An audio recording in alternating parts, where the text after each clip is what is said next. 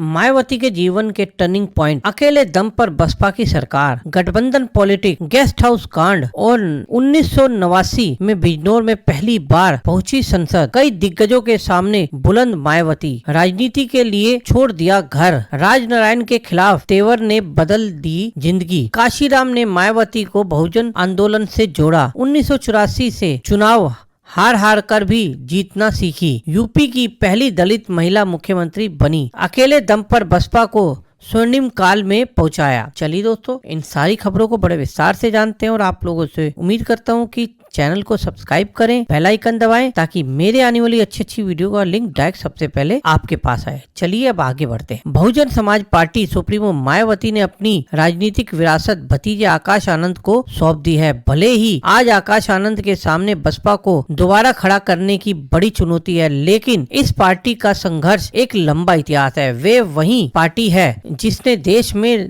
दलित राजनीति पर बड़ी लकीर खींची, कांग्रेस जैसी बड़ी पार्टी को दलित की ताकत का एहसास कराया। बसपा ने बताया कि दलित और कांग्रेस गठजोड़ में दम पर सत्ता हासिल की जा सकती है, राष्ट्रीय पार्टी का दर्जा दिलाया जा सकता है। ये बहुजन समाज पार्टी ही थी जिसने गठबंधन की राजनीति को लेकर भर कर प्रयोग किए, चाहे कांग्रेस हो या भाजपा हो या धुर विरोधी समाजवादी पार्टी, बसपा ने सभी के साथ गठबंधन किए और तोड़ भी लिए। कभी काशीराम के सहारे राजनीतिक जीवन शुरू करने वाली मायावती ने बसपा को उसके स्वर्णिम काल तक पहुंचाया। उनकी इस सियासी पारी में कई टर्निंग पॉइंट आए, जिसमें विश्वास भी है और अंधविश्वास भी है, लड़ने का जुनून भी है, पान भी है, दोबारा उठ खड़े होने का जज्बा भरा हुआ है। आइए शुरू करते हैं। वैसे तो आजादी के बाद कई दलित नेता हुए, लेकिन काशीराम कुछ अलग थे। वह दलित राजनीति को आंदोलन बनाना चाहते थे। काशीराम पुणे में डीआरडीओ में लैब असिस्टेंट के पद पर काम किया करते थे। वह दलित उत्थान के लिए नौकरी छोड़ समाज सेवा में लग गए थे। 1973 में उन्होंने ऑल इंडिया बैकवर्ड माइनॉरिटी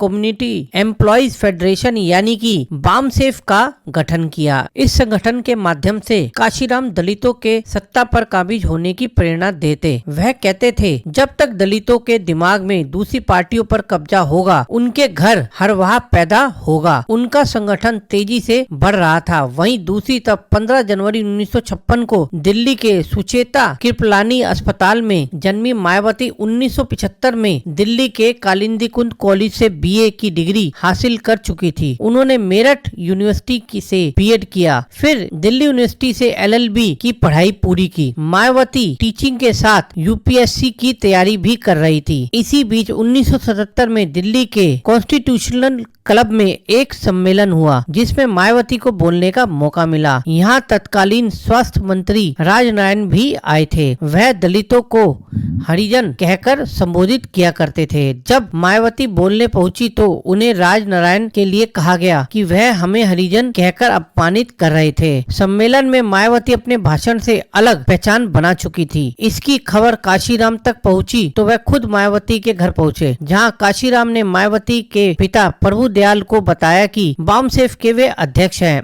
और मायावती को पुणे में एक भाषण देने आमंत्रित करने आए हैं। राजनीतिक गलियारों में किस्सा मशहूर है।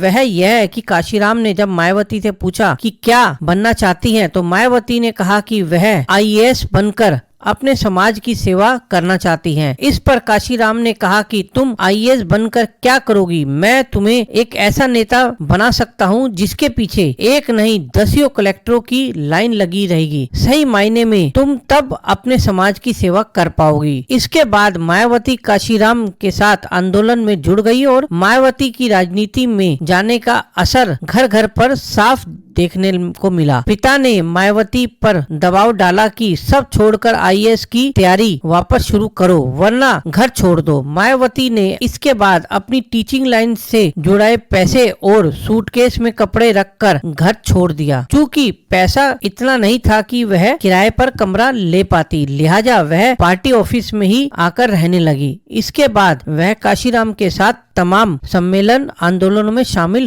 होने लगी।